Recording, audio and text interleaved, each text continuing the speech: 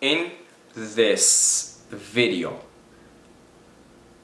we're going to talk about enlightenment. Yes, I know, I've been preaching and talking about enlightenment and nirvana and mukti and fina a lot lately. And you better get used to it because folks, let me break it down to you here. Ladies and gentlemen, this is the game of life. There is no other game in town but this game. And every other game that you're playing, it's a way of getting you there. Whether you know it or not, whether you're conscious of it or not.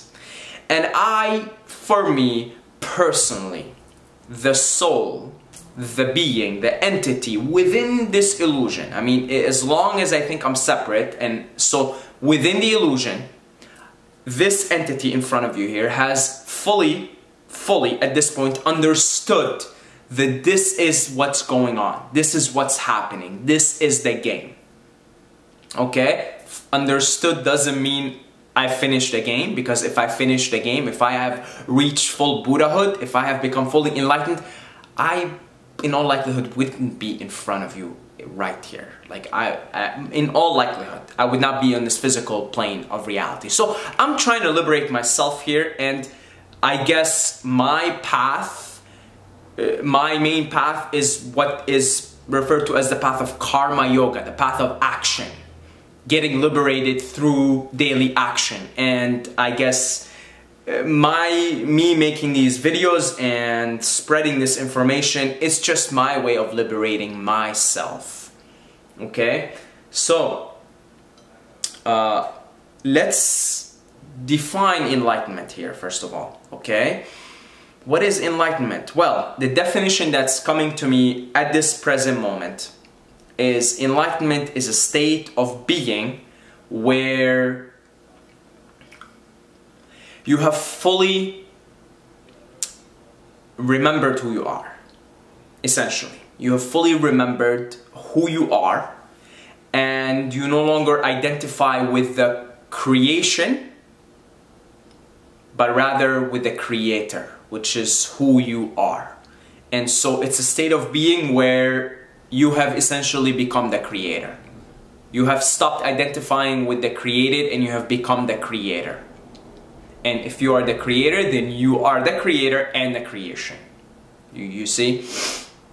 Now there are different levels of enlightenment. And if you start to dig a little bit into some of the Buddhist and Hindu literature, particularly Vedanta and Zen Buddhism, you will see that there are certain schools that actually have like those different levels, almost like maps to consciousness, right?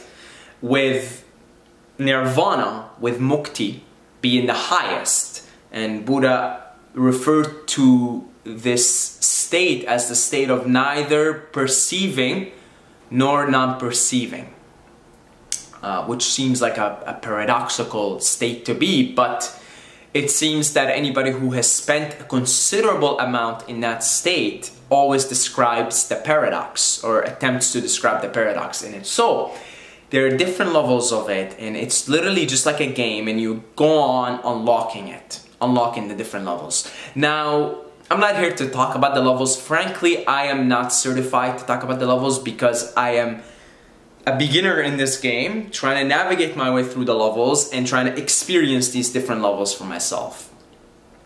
But what I'm here to talk about is, okay, if enlightenment, if being liberated is this revered state, the purpose of everything, the purpose of being is to be liberated.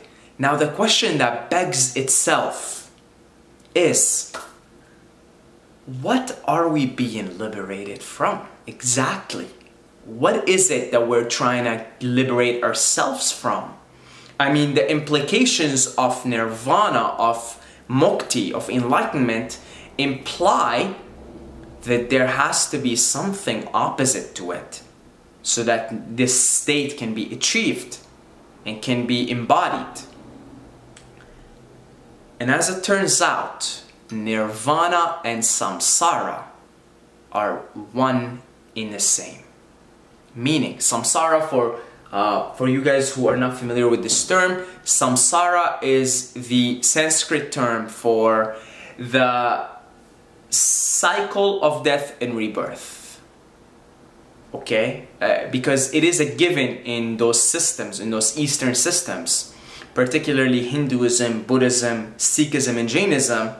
It is a given that reincarnation is the way of things, and it is a given. So they call it samsara, the wheel of death and rebirth. Now, this wheel of death and rebirth, it isn't just only referring to the physical plane of existence. This also includes the astral plane. This includes the causal plane. Anything within time and space requires you to be born and die, born and die, born and die. That's all part of samsara. That's all part of the cycle of death and rebirth. Okay?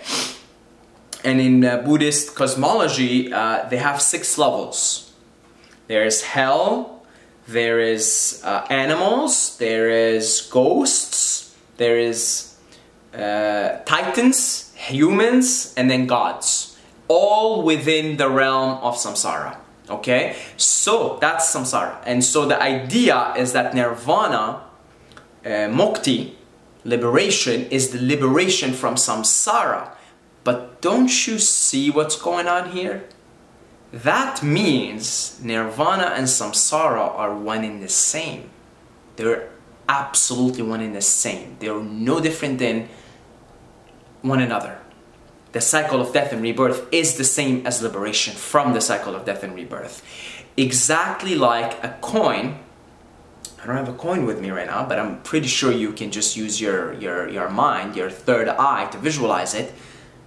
You have heads and you have tails. And you can look at heads and you can look at tails, but here you are looking at it, watching it, observing that there is just one coin. That there is just one coin. Right? I mean, it's pretty obvious. I mean, you're looking at the coin, you're observing the coin, you're looking at it from a third perspective, third point view. There's a coin, but we have heads and we have tails. In the same way, there is existence, there is what is, there is what is reality, there is Tao, there is the way, and on one part of the coin is nirvana, is liberation, is mukti, is fina, is enlightenment.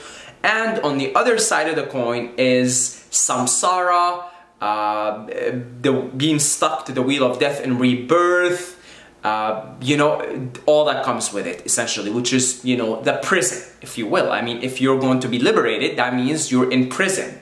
You see? So on one, so heads would be prison, tails would be nirvana, would be liberation from the prison.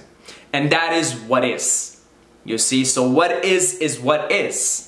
What is what is. Tao is Tao.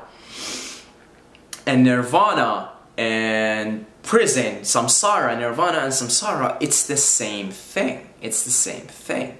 And that's why it's very important to liberate yourself, to embrace all there is. Because that's what is. I mean, what is nirvana and samsara are one in the same. There is an old adage, I believe it's a Zen Buddhist adage, before Satori, Satori refers to enlightenment, a state of enlightenment. Before Satori, carry wood, or what is it? Chop wood, carry water. After Satori, chop wood, carry water. So what has changed there? I mean, you're still, the external act is the same. You're chopping wood, carrying water. The external act is the same act. It hasn't changed.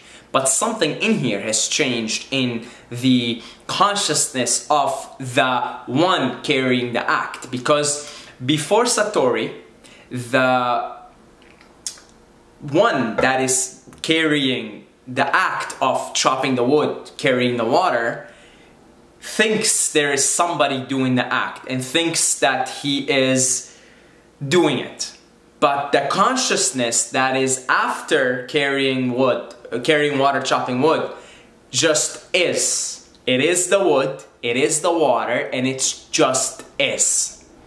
There is no one, there is no doer doing it, it just is. It is Tao at this point. It is pure Tao. It is no mind. There is no mind to do it. You know, there is no mind to do it. Okay? So yeah, that's enlightenment in a nutshell. It is one and the same. It is samsara and it is nirvana. And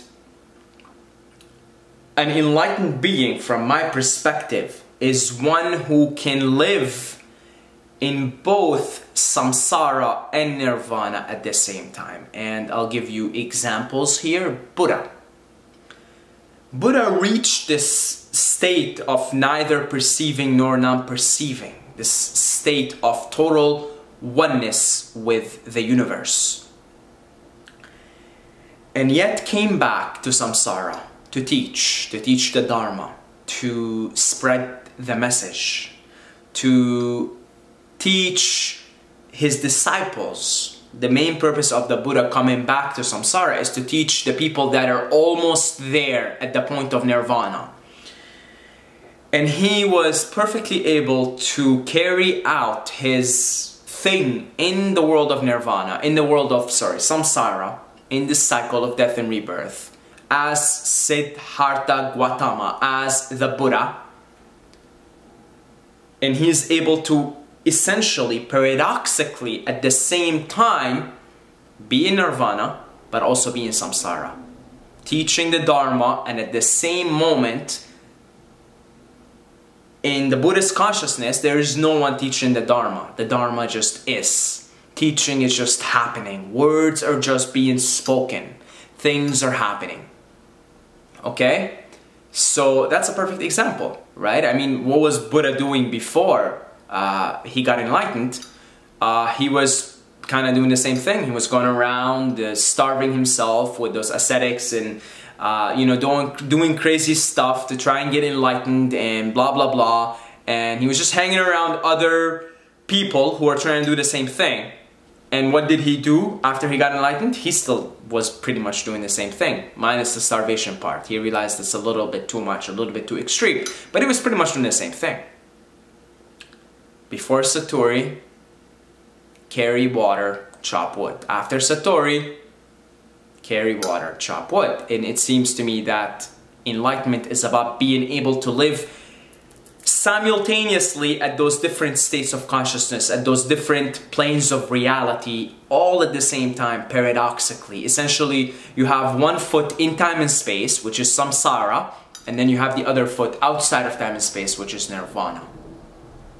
Okay? So, that's about it for this video, you know, and I have written a mini report called 7 Pillars of Enlightenment. It's, I believe, 11 or 12 pages, and I cannot make up my mind if it's 11 or 12 pages, and I keep repeating it in these videos, okay? But I'll leave a link for the report down below. It's for free, you can download it.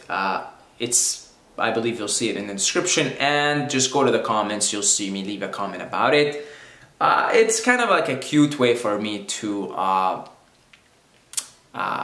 come up with a system, I suppose, to become more enlightened, right? So check it out. I think you'll find it interesting and cool. And other than that, we'll keep doing our thing here on this channel, conversing and learning and teaching the Dharma. See, I like to think now of what I do in this channel is learning and teaching the Dharma. The Dharma is the term that the Buddhists use for the teaching, essentially. The teaching, right? And learning, and here's an interesting thing, learning and teaching are one and the same. So I was kind of doing some reflections before making this video. And the way I learn is by teaching these concepts on this in front of this camera. That's how I personally learn. So all of it is sort of abstractions. I've heard somebody talk about it, And honestly, until I teach it here in front of the camera is when I fully learn it. And that's a perfect example of what we talked about Satori, about nirvana and samsara being one and the same. It's just one coin, heads and tails. Learning and teaching is also one and the same. So by teaching you learn, and by learning you teach. It's the whole chicken and egg. Chicken and egg is the same. And it just is. Okay? So let's stop ranting for now. Until next time, may the force be with you.